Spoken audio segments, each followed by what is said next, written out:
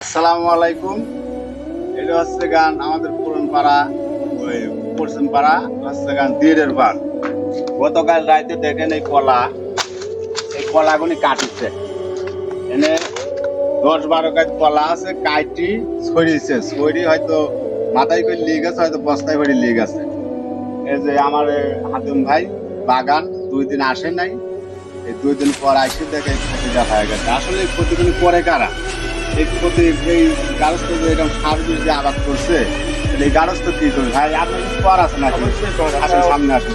আমার অনেক দিনকার ফসল চুরি করে বেশ কিছুদিন ধরে চুরি হচ্ছে। ঠিক আছে, আমি তো সার বিষ কীটনাশক কিনে কিনে আমার অবস্থা গাইল হয়ে গেছে। আপনারা যদি দয়া করে সন্ধান দিতে পারেন, ঠিক আছে, তাহলে আমি একটু খুশি হতাম। ঠিক আছে, আমার দীর্ঘদিন ধরে আমার এই কলা চুরি হচ্ছে। দেখেন এই যে দেখেন বিড়ি খাইছে, এই যে বিড়ি খাইছে, এই যে এইগুলো সব কাটেছে, এই কাটি মাটি সব লেগে গেছে। গারস্থ বাঁচবে কি?